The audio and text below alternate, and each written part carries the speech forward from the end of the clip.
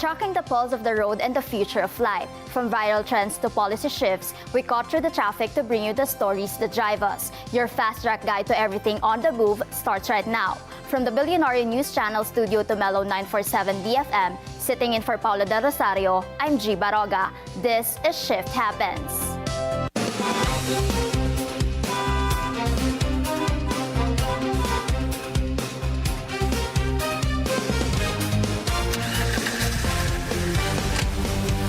Motorcycles have long been a part of the Filipino way of life, providing mobility, freedom, and connection across communities. But beyond the engines, the rides, and the open road, there exists a culture built on camaraderie, responsibility, and a shared commitment to making a positive difference. For many riders, motorcycling is more than a hobby. It is a community built on friendship, respect, and shared responsibility on the road. Through organized rides, advocacy efforts, and social initiatives, riders continue to show how a common passion can create positive impact both within and beyond the motorcycling community.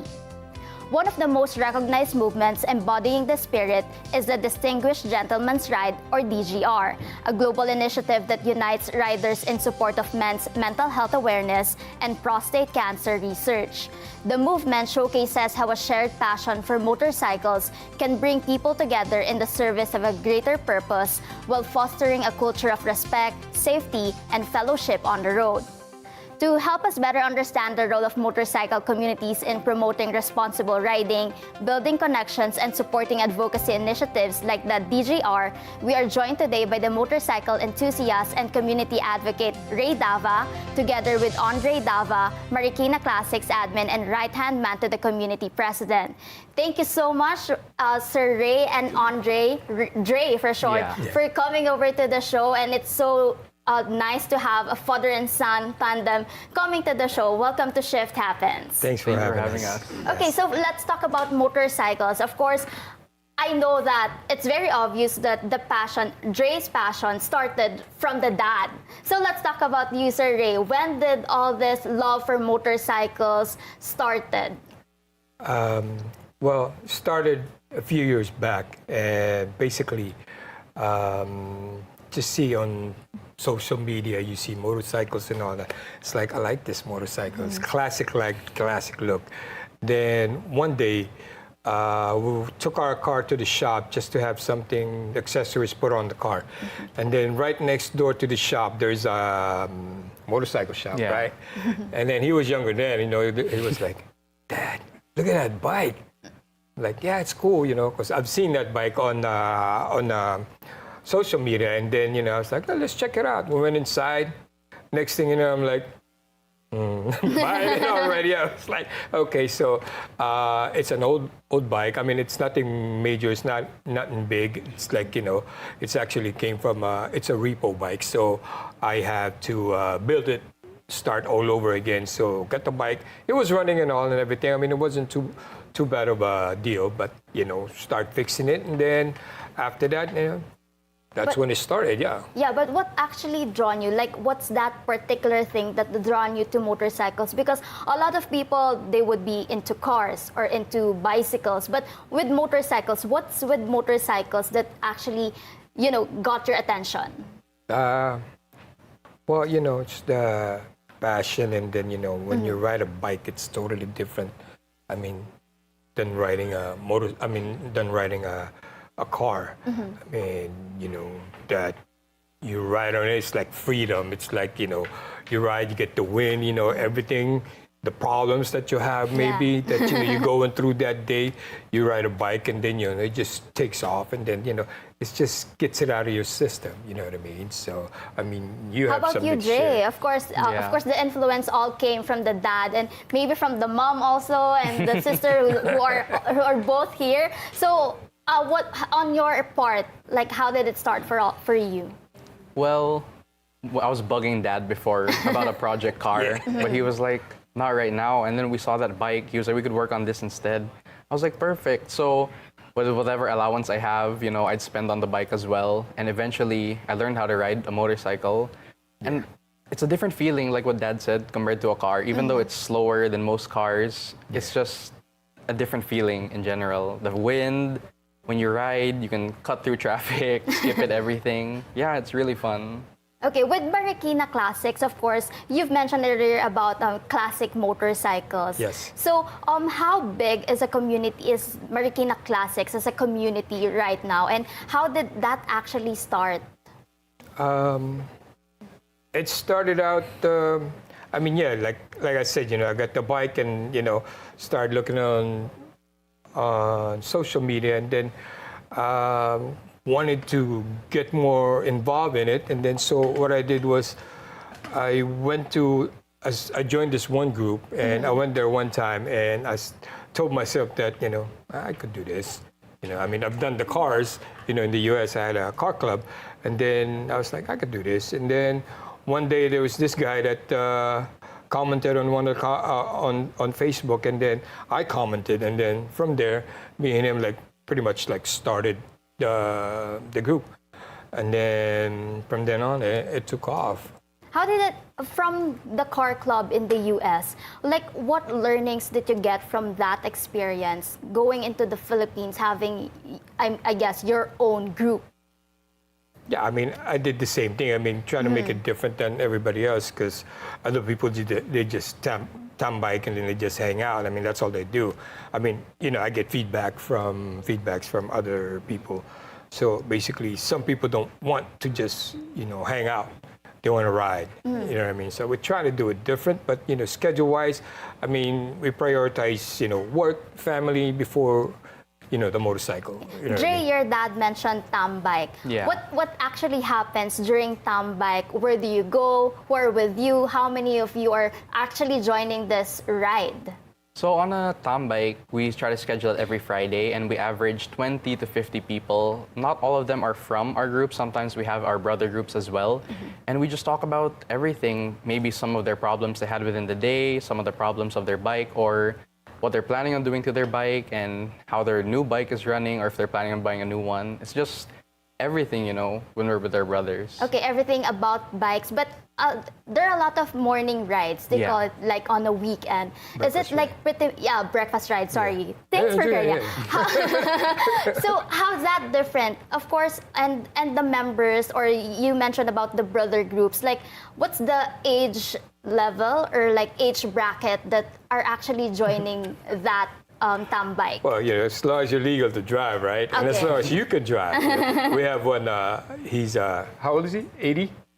One of our 80? members. Yeah, he's been around the community. Oh, wow, 80? Yeah, he started one of the groups way back when, so he's part of us. I mean, he goes there a lot of times. And also, he's the one that leads the, when we go on a ride or a breakfast ride, him and his wife are the ones that go out in the front and do the videos and Oh, stuff. wow. So it's Yeah, it's great. actually a family thing as well. Yeah, it's more And like it's brotherhood. passed on from generation to generation. Sa'yo ba, Sir Ray, was there who is your influence? Because for Jay, it's very obvious that you are the influence. But for you, is there a figure that you actually looked up to that really influence you with your love for motorcycles and for cars in the past? I mean, like I said, it started with cars. So from then on, I mean,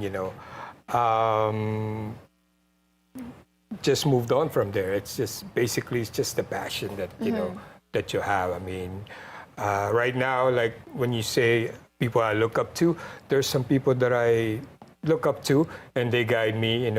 If there's anything going on, if something that I have a question about, what about the club or certain things, and about what can we do about rides or events and all that stuff. Yeah, I look up to some people. Okay, you mentioned about guidance. You mentioned about what to do on these things. Of course, it's all important for groups, not just for motorcycle groups, but we had cycling groups as well here in the past who have their own advocacies. But on your end, what's your advocacy like, especially with, let's face it, a lot of people call motorcycle riders as kamote riders. So how do you react to that, and what are you doing to actually address that and maybe correct some people about this impression as well? Definitely. Go ahead. You Well, take care of that. it is true. It's true naman na a lot of people are called kamote. Maybe some people think we are too, but whenever we're on a ride, we follow certain positions and certain road rules so that we don't break the law while riding while still having fun. So there's different hand signals before we turn, or sometimes we have people blocking the road so the whole group can get through, and also riding positions where you're not overtaking each other. So from start to end, we're in one position the whole time without, breaking what any you're law or supposed to, being yeah. a kamote. Okay, Yeah. but are there like actually actual clinics or Well- maybe partnership with your brother groups or like the government, the LGUs about, awareness also for other motorcycle riders? There is a plan. We do have a lot lined up. It's just taking time. You know what I mean? So right now, MMDA, they have their own. It's free. One of the reasons, the problem in the Philippines is basically, if you could ride a bicycle, they think they could ride a motorcycle. It's totally a different thing. So the discipline has to be there. You know what I mean? It's not just like you're riding a motorcycle and then you overtake people and then cut off everybody. It's really not like that. I mean, it's our lives that we're talking about. It's not going to be you it's people around you that's riding or, that's driving either 4 wheels or 2 wheels. So with the MMDA, they do that now, especially the Grab riders and all that stuff. They go through that training there. It's for free. Yes. It's a 2-day course. What are your thoughts like on having a dedicated motorcycle lane? Are you in favor of that? What are your thoughts on that one? Because right now we have bicycle lane, but it's actually a shared lane. But I think in Commonwealth Avenue there is This one lane. Yeah. That's I don't know dedicated. about that. I mean, because what if it's traffic? They're just staying there in one section. A few months ago or a couple years ago, that you see the motorcycles all in one lane. I'm like, they can't move or do anything. You know what I mean? It's the reason why. I mean, they, as long as they're disciplined, I mean, it's okay. I mean, they don't necessarily have to have their own lane. Okay. You know what I mean? You have your other group, the DGR, and of course, this is something, it's parang mas more definite yung advocacy niyo with this one because it's promoting men's mental health. Right. And also the Prostate cancer and all prostate that. cancer, Yeah, yes. so it's all mental health and all that. So basically for men. So DGR, how many of you are actually a member of that? How big is it right now? And having these advocacies, what are you actually doing in this group? with DGR, basically it started in Australia, was it 2012? Yeah, and then they call it, you have to wear dapper, like, you have to wear like suit or whatever back in the days, because everybody's riding a classic bike. And you have to ride a classic bike. I mean, nowadays it's different because you can't avoid people joining, even though, because they want to dress up, they want to ride, even though it's not a classic bike. But still. So that one, basically, we promote men's health. We ride for it. For this year, the ride was canceled in the Philippines because of the gas price Fuel hike. crisis. Okay. Yeah, and then so what we did a short ride, which is, I mean, it turned out like, I got the feedback from the people that rode with us, that joined Marikina. I mean, they enjoyed it. What we did basically was pick the tourism spots of Marikina, and we went around all over Marikina. Even though it's just in Marikina, it's, I mean, the sites that we went through, I haven't even seen it, So what we basically trying to do is promote also the tourism of Marikina, but at the same time promoting men's health and prostate cancer. And I even ask at the end if they have any questions or if they have any concerns about cancer or anything they want to talk about, then we could definitely contact Australia for that concerns that they have. Yes. And I mean, and we have one in the Philippines, and it's held by this one person, Mark, and he's the one who's in charge of the ones in the Philippines. And now it's pretty much around. So there's a few cities that Marikina is brand new in the DGR scene, which is we just started this year. Which is I'm glad I got approved to do that and to be one of the Pioneers. Yeah. So we'll do better next year. Yeah. This year is basically it was just our trial error. I only had a few days after I got approved. So and a lot of stuff that I needed I didn't get, basically. But the show must go on. Yeah, You know what I yeah, mean? yeah. So I mean everything turned out to great. Yeah. I mean, So, Dre, what inspiring stories did you get from the members of the group? But before you answer that, we'll take a short break, and when we return, we'll get to know more about the world of classic and vintage motorcycle enthusiasts in the Philippines and the community behind it. Stay with us as we talk to Ray Dava together with Aundrey Dava. We'll be right back. You're tuned into the Billionaire News Channel and Mellow 947 BFM.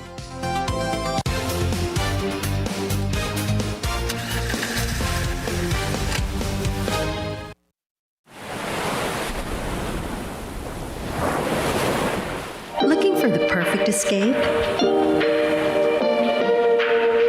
Discover Club Nalu, a serene beachfront retreat where stillness meets style.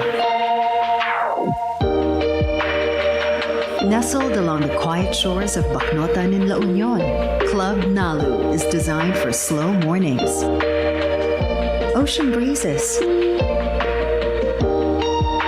and moments that help you unwind. From cozy rooms and sun-drenched villas to relaxing spaces inspired by nature. Every corner invites you to pause, breathe, and recharge. Club Nalu, come as you are and leave feeling a little lighter. Book now at clubnalu.ph.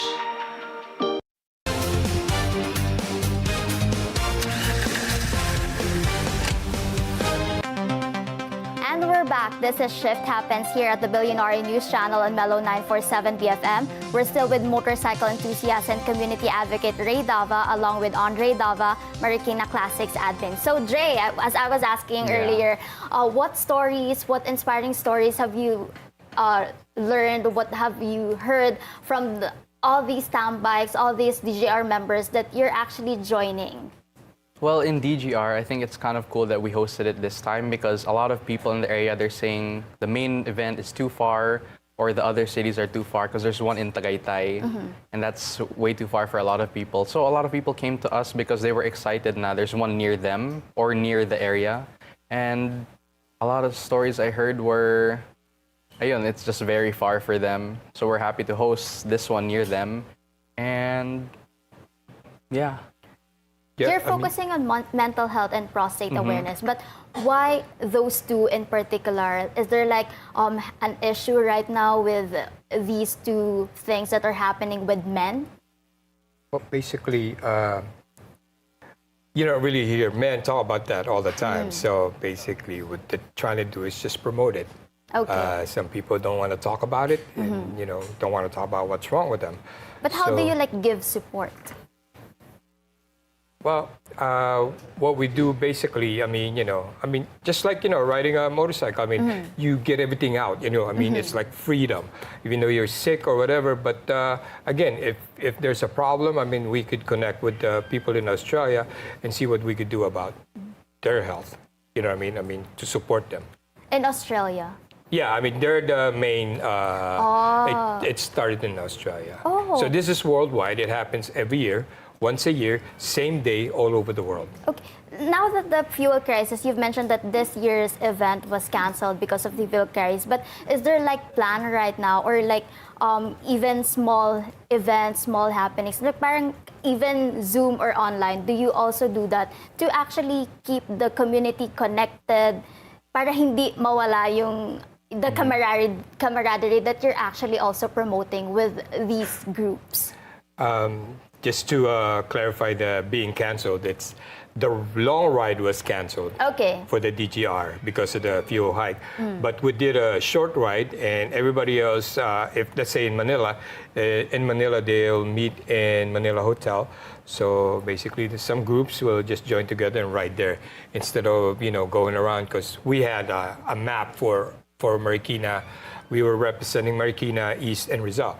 So there was a map that we were supposed to take, and it was a longer route, but we were not allowed, because of the FIO hike. So since we're promoting men's health, we also, of course, got to take care of that. You know what I mean? So, Yeah.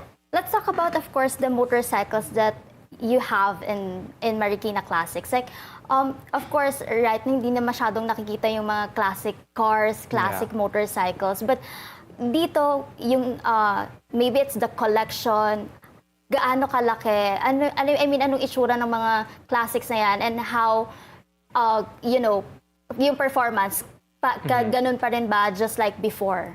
Like take us to the Marikina Classics, like take us to the motorcycle. basically, classic bikes, I mean, it's always going to be, it's going to be easier to fix than the newer bikes. Some of them keep it the way it is to keep that vintage look, and some of them, they change it up a little bit and upgrade it. Cosmetics and all that, I mean, And some of the classic bikes now are called neo-retro. Yeah, neo-retro. New bikes, they make it into a classic. You have your own collection of classic bikes. I mean, we don't have big bikes, you know what I mean? But, it's in the classic scene, So started out with one, and then, I finished building that. I mean, actually not finished, and then, he was ready to drive, and he was already, and I told him to get his license, and when he get his license, drive that one, because I got another one. A friend of mine was selling his, so I got another one. And then a few months later, got another one. I mean, it's still sitting there, we haven't touched it, but I think this morning I kind of wanted to start doing it already so we could start riding it. And also, you just get the scooter from my uncle. So, I mean, it's not no Harley Davidson or anything like that. But when you modify bikes, actually, what do you first do? For what I see, people, they start with the exhaust, the muffler. The sound of the sound that that bass. He's not satisfied with his bike, so it's like he wants to keep changing it all the time. The looks and the style, the seats, the handlebars, those the minor things that to make it look classic. You know what I mean? I mean, what's your point on that? I mean, what's your take? I mean, mostly people change the exhaust first, the handlebars, the seat. Some people will add performance upgrades to it within the engine, depending on the kind of bike. But a lot of people just change it for the looks and keep the performance stock, which is cool because every classic bike or vintage bike tells a story about the person. Because modern motorcycles, they all look the same. But when you build a classic bike or when you see a classic bike, you can't help but look to the side on the road and see it. What are your thoughts about electric motorcycles, electric bikes? Is that something that you would also be interested to modifying? The electric bikes, like the scooters you see around? Yes. Have you ridden one? I have, yeah. Okay. It's pretty fun for short rides, like within my street or within my city. But for me, that's it. It's just a little commuter, not something I would customize. I mean, those things shouldn't be out on the main roads, because not only will cause accidents, but also, traffic and all that. So, yeah, it's cool. I mean, for inner city, I mean, in your neighborhood and stuff. So, but riding around long rides, I don't think it's going to work out.